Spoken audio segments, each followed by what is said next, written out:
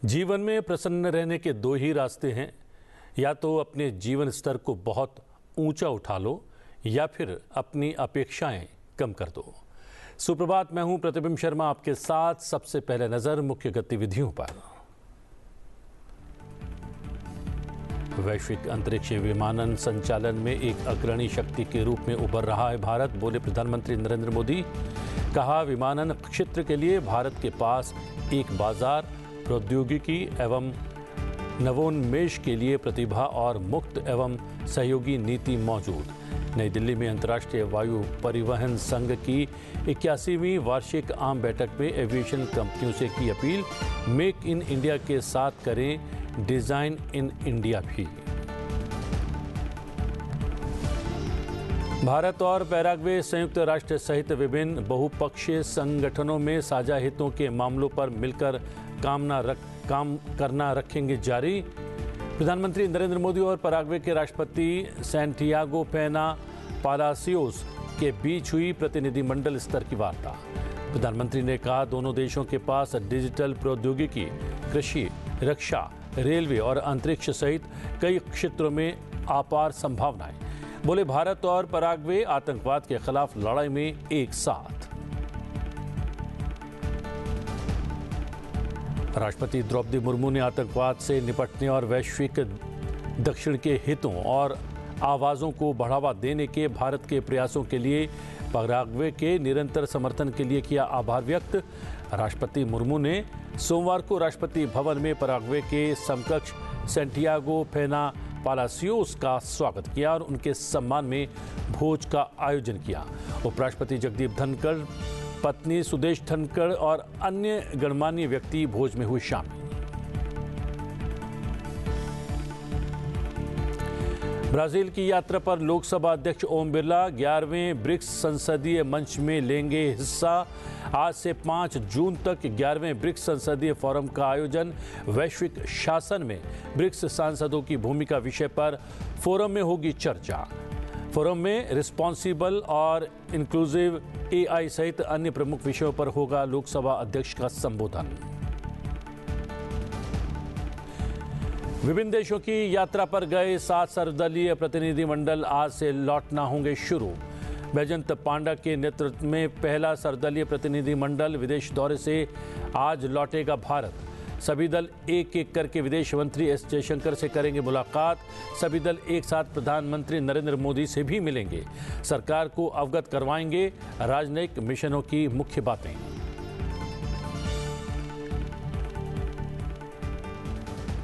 प्रधानमंत्री नरेंद्र मोदी ने कहा है कि भारत अंतरिक्ष विमानन क्षेत्र में एक वैश्विक नेता के रूप में उभर रहा है।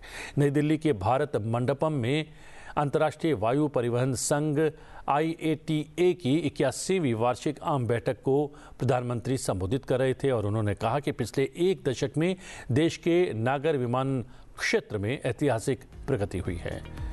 उड़ान योजना की सफलता पर जोर देते हुए प्रधानमंत्री नरेंद्र मोदी ने इसे भारतीय नागरिक उड्डयन इतिहास का एक स्वर्णिम अध्याय बताया और कहा कि इस पहल के तहत 15 मिलियन से अधिक यात्रियों को सस्ती हवाई यात्रा का लाभ मिला है, जिससे कई नागरिक पहली बार उड़ान भरने में सक्षम हुए हैं। उन्होंने कहा कि भारत दुनिया का तीसरा सबसे बड़ा घरेलू विमानन बाजार बन गया है। बीते वर्षों में भारत ने सिविल एविएशन के क्षेत्र में एक अभूतपूर्व परिवर्तन देखा है। आज भारत दुनिया का तीसरा सबसे बड़ा डोमेस्टिक एविएशन मार्केट है। हमारी उड़ान योजना की सक्सेस इंडियन सिविल एविएशन का एक गोल्डन चैप्टर है। इस योजना के तहत 15 मिलियन से ज्यादा यात्रियों को सस्ती एयर ट्रैवल की सुविधा मिली है। कई नागरिक पहली बार हवाई सफर कर पाए हैं। हमारी एयरलाइंस भी लगातार डबल डिजिट ग्रोथ हासिल कर रही है। भारत और विदेशी एयरलाइंस को मिलाकर हर साल करीब 24 करोड़ यात्री, 240 मिलियन पैसेंजर्स हमारे यहां उड़ान भरते हैं। यानी दुनिया के ज्यादातर देशों की टोटल पॉपुलेशन से भी कहीं ज्यादा और 2030 तक ये संख्या 50 करोड़ 500 मिलियन पैसेंजर तक पहुंचने की संभावना है। आज भारत में 3.5 मिलियन मैट्रिक टन सामान एयर कार्गो से ट्रांसपोर्ट होता है। इस डेकेड के अंत तक ये भी बढ़कर 10 मिलियन मैट्रिक टन तक पहुंचने वाला है। साथियों, ये केवल आंकड़े नहीं है, ये नए भारत के पोटेंशियल की एक झलक है और भारत अपने इस पोटेंशियल को मैक्सिमाइज करने के लिए फ्यूचरिस्टिक रोडमैप पर काम कर रहा है। हम वर्ल्ड क्लास एयरपोर्ट इंफ्रास्ट्रक्चर में इन्वेस्ट कर रहे हैं। जैसा नायडू जी ने बताया, 2014 तक भारत में 74 ऑपरेशनल एयरपोर्ट थे। आज इनकी संख्या बढ़कर 162 हो चुकी है। इंडियन कैरियर्स ने 2000 से ज्यादा नए एयरक्राफ्ट के लिए ऑर्डर दिए हैं और ये तो अभी शुरुआत है। भारत का एविएशन सेक्टर एक ऐसे टेक ऑफ पॉइंट पर खड़ा है जहां से उसे लंबी और सबसे ऊंची उड़ान भरनी है और ये उड़ान केवल भौगोलिक सीमाओं को पार नहीं करेगी, बल्कि ये दुनिया को सस्टेनेबिलिटी, ग्रीन मोबिलिटी और इक्विटेबल एक्सेस की दिशा में भी ले जाएगी। प्रधानमंत्री ने कहा कि देश को वैश्विक मैन्युफैक्चरिंग केंद्र बनाने के लिए सभी प्रयास किए जा रहे हैं। उन्होंने ये भी कहा कि भारत नागरिक विमानन क्षेत्र में बड़े निवेश के लिए तैयार है। हम चाहते हैं कि दुनिया भारत को न केवल विमानन बाजार के रूप में देखे, बल्कि मूल्य श्रृंखला के लिहाज से अग्रणी के तौर पर भी पहचाने। भारत के तेजी से एक्सपांड कर रहे एविएशन सेक्टर के पीछे एक और बड़ा कारण है consistent reforms. Bharat global manufacturing hub बने, इसके लिए हम हर तरह से कदम उठा रहे हैं। इस साल के बजट में हमने मिशन मैन्युफैक्चरिंग घोषित किया है। इसी वर्ष हमने भारत की पार्लियामेंट में, जैसा नायडू जी ने अभी बताया, protection of interest in aircraft objects bill पारित किया है। इससे केपटाउन कन्वेंशन को भारत में कानूनी ताकत मिली है। अब एयरक्राफ्ट लीजिंग करने वाली ग्लोबल कंपनियों के लिए भारत में नया मौका खुल रहा है। आप सभी को गिफ्ट सिटी में मिल रही छूट के बारे में भी जानकारी है। गिफ्ट सिटी के इंसेंटिव्स ने भारत को एयरक्राफ्ट लीजिंग का एक अट्रैक्टिव डेस्टिनेशन बना दिया है। साथियों, नया भारतीय वायुयान अधिनियम हमारे एविएशन कानूनों को ग्लोबल बेस्ट प्रैक्टिसेस के अनुरूप बना रहा है। यानी भारत में एविएशन सेक्टर के कानून सहज है, नियमों में सहूलियत है और टैक्स स्ट्रक्चर सरल है। इसलिए दुनिया की बड़ी एविएशन कंपनियों के लिए भी भारत में निवेश के लिए एक बेहतरीन अवसर है। प्रधानमंत्री ने कहा कि आज हम एक ऐसे मोड़ पर खड़े हैं जहां हमारी यात्रा योजना सिर्फ धरती के शहरों तक ही सीमित नहीं है। आज इंसान अंतरिक्ष उड़ानों और अंतर्ग्रही यात्राओं का व्यवसायीकरण करने और उन्हें नागरिक उड्डयन के लिए खोलने का सपना दिख रहा है। ये सच है कि इसमें अभी कुछ समय है, लेकिन ये बताता है कि आने वाले समय में एविएशन सेक्टर कितना बड़ा परिवर्तन और इनोवेशन का केंद्र बनने वाला है। फ्रेंड्स, आज हम सैकड़ों किलोमीटर की दूरी, इंटरकॉन्टिनेंटल जर्नी केवल कुछ घंटों में तय कर लेते हैं, लेकिन 21st सेंचुरी की दुनिया के सपने हमारी इन्फिनिट इमेजिनेशन रुकी नहीं है। आज इनोवेशन और टेक्नोलॉजी अपग्रेडेशन की स्पीड पहले से भी कहीं तेज है और हमारी स्पीड जितनी तेज हुई है, हमने उतनी ही डिस्टेंट डेस्टिनेशन को अपनी डेस्टिनी बनाया है। आज हम एक ऐसे मुकाम पर खड़े हैं जहां हमारे ट्रैवल प्लान केवल धरती के शहरों तक सीमित नहीं है। इंसान आज स्पेस फ्लाइट्स और इंटरप्लेनेटरी यात्राओं को भी कॉमर्शलाइज करने, उसे सिविल एविएशन के लिए खोलने के सपने देख रहा है।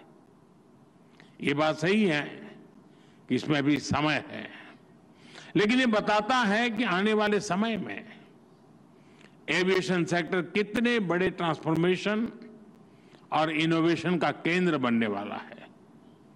भारत इन सभी संभावनाओं के लिए तैयार है। मैं इसका आधार भारत में 3 मजबूत पिलर्स के कारण बता रहा हूं। पहला, भारत के पास मार्केट है। ये मार्केट मात्र कंज्यूमर्स का समूह नहीं है, ये भारत की एस्पिरेशनल सोसाइटी का प्रतिबिंब है। दूसरा, टेक्नोलॉजी और इनोवेशन के लिए हमारे पास डेमोग्राफी और टैलेंट है। हमारे युवा नए दौर के इनोवेटर्स हैं जो आर्टिफिशियल इंटेलिजेंस, रोबोटिक्स और क्लीन एनर्जी जैसे क्षेत्रों में ब्रेक थ्रू ला रहे हैं।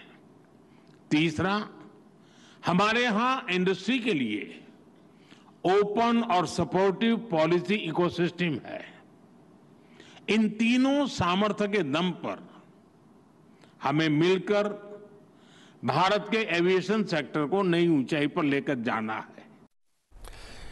इस बीच प्रधानमंत्री नरेंद्र मोदी ने सोमवार को नई दिल्ली के हैदराबाद हाउस में पैराग्वे के राष्ट्रपति सैंटियागो पेना पलासियोस के साथ द्विपक्षीय बैठक की। इस दौरान दोनों देशों ने आपसी संबंधों को मजबूत करने के साथ साथ कई क्षेत्र में सहयोग बढ़ाने पर चर्चा की। इस दौरान प्रधानमंत्री नरेंद्र मोदी ने पैराग्वे के राष्ट्रपति सैंटियागो पेना पलासियोस से कहा कि दोनों देश आतंकवाद के खिलाफ लड़ाई में कंधे से कंधा मिलाकर खड़े हैं।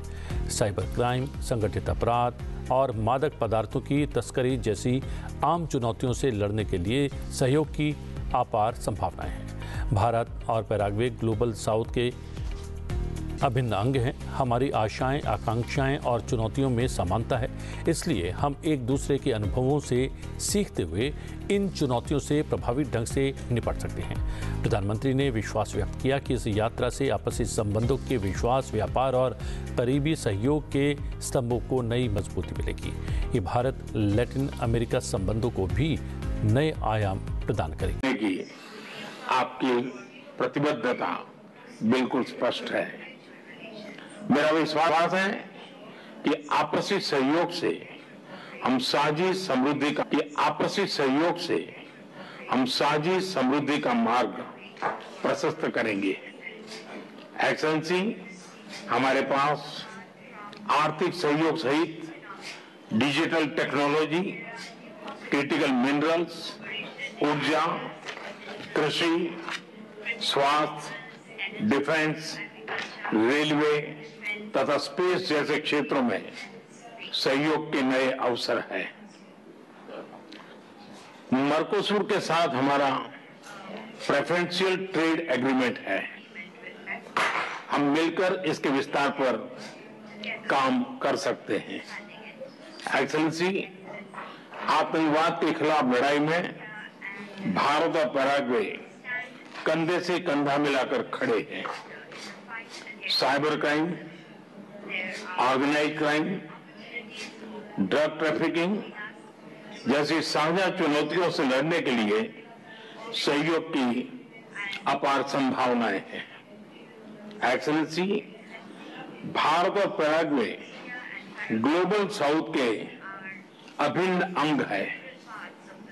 हमारी आशाओं, आकांक्षाओं और चुनौतियों में समानता है, इसलिए हम एक दूसरे के अनुभवों से सीखते हुए इन चुनौतियों से कारगर तरीके से निपट सकते हैं।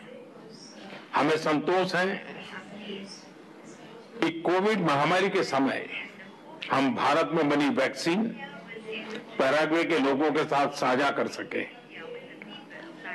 ऐसी और भी क्षमताएं हम एक दूसरे के साथ साझा कर सकते हैं। एक्सेलेंसी, मुझे विश्वास है कि आपकी यात्रा से आपसी संबंधों के विश्वास, व्यापार और करीबी सहयोग के स्तंभों को नई मजबूती मिलेगी। साथ ही भारत और लैटिन अमेरिका संबंधों में भी नए आयाम जुड़ेंगे। पिछले वर्ष मैंने गयाना में कैरिकॉम समिट में भाग लिया। Prime Minister Modi expressed his deep appreciation to Paraguay for its strong condemnation of the terrorist attack in Pahalgam, as well as for the sincere condolences and solidarity expressed with the people and the government of India. Both leaders unequivocally condemned terrorism and violent extremism in all its forms and manifestations. Both countries expressed their willingness to continue working together on matters of common interest in various multilateral organizations, including the United Nations. India sought the support of Paraguay for India's candidature for a UN Security Council non-permanent seat for the period 2028-29. The two leaders held a comprehensive discussion on the entire spectrum of bilateral relations, including trade and investment, health and pharmaceuticals, defense and security, infrastructure, mining and mineral resources, agriculture and food security, green energy, ICT, digitalization, innovation, disaster management, science and technology, education, and people-to-people links. राष्ट्रपति द्रौपदी मुर्मू ने आतंकवाद से निपटने और वैश्विक दक्षिण के हितों और आवाज़ों को बढ़ावा देने के भारत के प्रयासों के लिए पैराग्वे के निरंतर समर्थन के लिए आभार व्यक्त किया है। उन्होंने पहलगाम, जम्मू और कश्मीर में आतंकवादी हमलों की कड़ी निंदा करने के लिए पैराग्वे सरकार को धन्यवाद दिया। राष्ट्रपति द्रौपदी मुर्मू ने सोमवार को राष्ट्रपति भवन में पैराग्वे के समकक्ष सैंटियागो पेना पलासियोस का स्वागत किया और उनके सम्मान में भोज का आयोजन किया। उपराष्ट्रपति जगदीप धनखड़, उनकी पत्नी सुदेश धनखड़ और अन्य गणमान्य व्यक्ति भोज में शामिल हुए। 1961 में हमारे दोनों देशों के बीच राजनयिक संबंधों की स्थापना के बाद से ये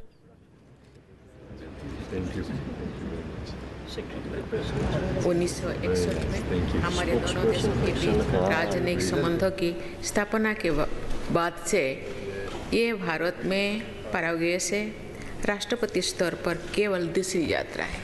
हमारे दोनों देशों के बीच मधुर और मैत्रीपूर्ण द्विपक्षीय संबंध है जो आपसी विश्वास, लोकतांत्रिक मूल्यों और हमारे लोगों की प्रगति और विकास के प्रति प्रतिबद्धता की नींव पर आधारित है। हमारे दोनों देश उन सिद्धांतों पर अडिग रहे हैं जिन्हें हम महत्वपूर्ण मानते हैं और ये सिद्धांत हमारे सभ्यतागत मूल्यों और ऐतिहासिक अनुभवों में निहित है। पिछले 6 दशकों में ये संबंध क्रमशः मजबूत हुए हैं और आज आपकी यात्रा के साथ ये और भी नई ऊंचाई को छूने के लिए तैयार है। The world's largest democracy, which is economic dynamism and cultural richness, represent an admirable partner, a respected friend, and a source of inspiration in many areas.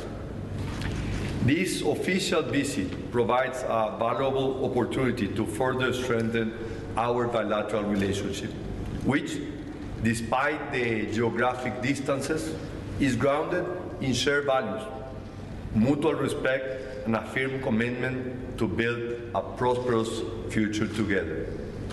Like India, Paraguay is proud of its history and devoted to the well-being of our people. I would like to take this moment to pay symbolic tribute to the great Indian nation, which has faced challenges throughout its history with courage and determination, and which today emerged as a global power.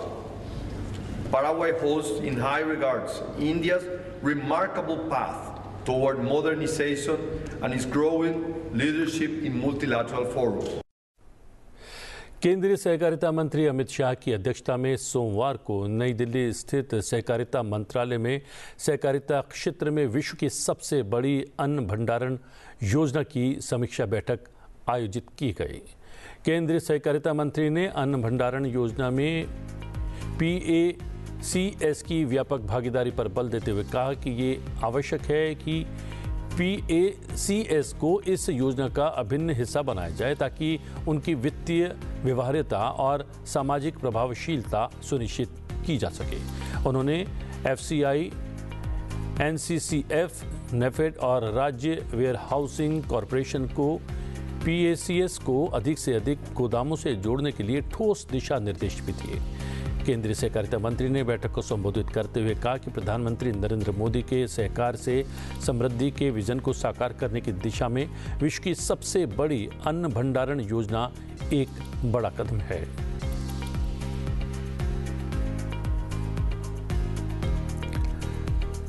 Brazil की राजधानी Brasilia में 11वें BRICS संसदीय forum का आयोजन हो रहा है। 3 से 5 जून तक 11वें ब्रिक्स संसदीय फोरम का आयोजन होगा। लोकसभा अध्यक्ष ओम बिरला ब्रिक्स संसदीय मंच के लिए भारतीय संसदीय प्रतिनिधि मंडल का नेतृत्व कर रहे हैं। आइए देखते हैं एक रिपोर्ट।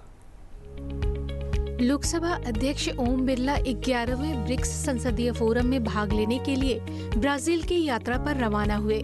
ब्रिक्स संसदीय फोरम 3 जून से 5 जून तक ब्राजीलिया में आयोजित किया जाएगा। लोकसभा अध्यक्ष बहुपक्षीय शांति और सुरक्षा ढांचे में सुधार पर अपने विचार प्रस्तुत करेंगे। लोकसभा अध्यक्ष ओम बिरला ब्राजीलिया के रास्ते में पुर्तगाल के लिस्बन पहुंचे। लोकसभा अध्यक्ष ने असेंबलिया दा रिपब्लिका के अध्यक्ष जूस पेड्रो एगुइर ब्रैंको से मुलाकात की।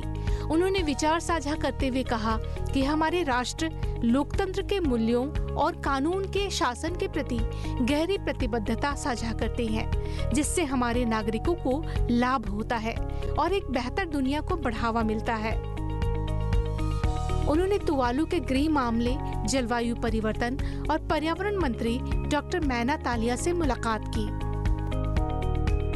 डॉक्टर मैना तालिया ने तुवालू में भारत की चल रही विकास साझेदारी परियोजनाओं सहित हमारे उत्कृष्ट द्विपक्षीय संबंधों पर चर्चा की। तुवालू ने जम्मू और कश्मीर में आतंकवादी हमलों की कड़ी निंदा की। उन्होंने कहा कि अब समय आ गया है कि वैश्विक समुदाय ऐसे सभी व्यक्तियों और संगठनों, राज्य और गैर राज्य दोनों के खिलाफ निर्णायक कार्रवाई करे जो इस तरह के आतंकवादी कृत्यों का समर्थन और प्रचार करते हैं। लोकसभा अध्यक्ष ओम बिरला ब्रिक्स संसदीय मंच के लिए भारतीय संसदीय प्रतिनिधि मंडल का नेतृत्व कर रहे हैं। इसमें ब्रिक्स सदस्यों और आमंत्रित देशों की संसदों के पीठासीन अधिकारी भाग लेंगे। सम्मेलन का विषय है अधिक समावेशी और टिकाऊ वैश्विक शासन के निर्माण में ब्रिक्स संसदों की भूमिका। आतंकवादियों ने हमारे 26 लोगों की हत्या की। पूरे विश्व ने आतंकवाद की घटना पर कठोर निंदा की।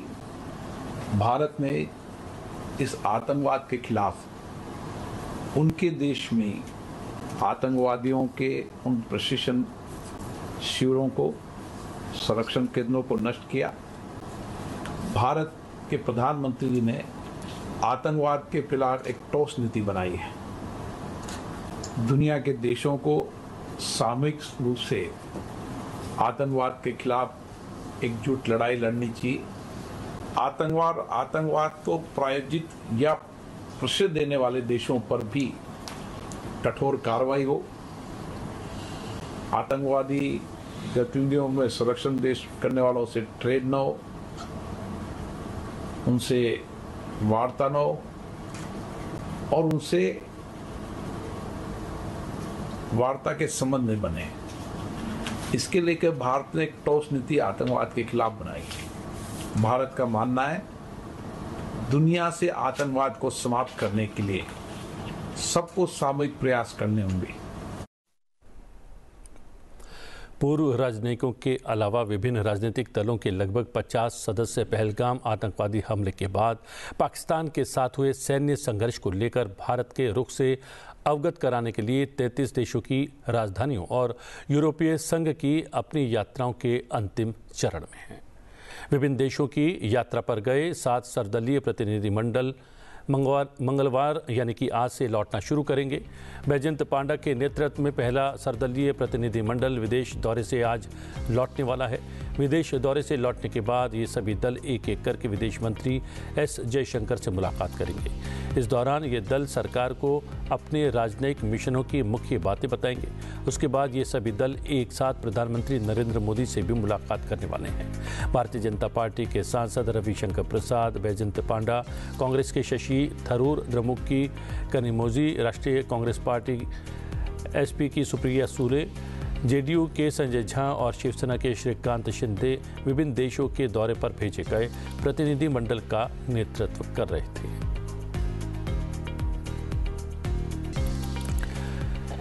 वियतनाम ने भारत से बुद्ध के पवित्र अवशेषों की ऐतिहासिक राष्ट्रव्यापी पूजा में 17.8 मिलियन से अधिक भक्तों का स्वागत किया है। लाखों भक्तों ने भारत से बुद्ध के पवित्र अवशेषों की ऐतिहासिक पूजा तीर्थ यात्रा में भाग लिया, जिसके कारण वियतनाम में एक असाधारण आध्यात्मिक आंदोलन की लहर दौड़ गई है। देश के दक्षिण से उत्तर तक कई प्रतिष्ठित स्थानों पर फैली इस पवित्र यात्रा में कुल मिलाकर 17.8 मिलियन से अधिक भक्त सम्मिलित हुए, जिसने बौद्धों और आध्यात्मिक साधकों को श्रद्धा और सांस्कृतिक एकजुटता के गहन प्रदर्शन में एकजुट किया।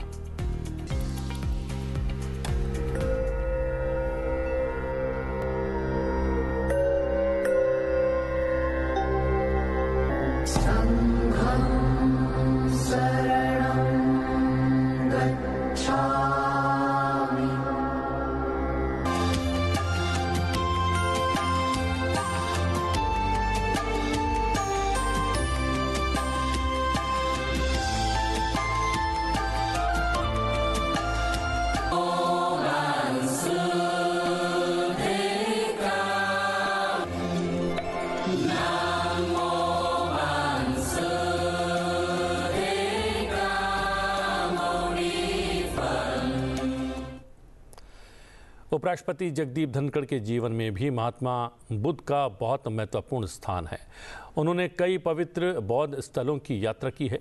चलते चलते आपको छोड़े जाते हैं उस आनंदमयी यात्रा के दृश्यों के साथ। मुझे दीजिए आज्ञा, बने रहिए संसद टीवी के साथ। नमस्कार।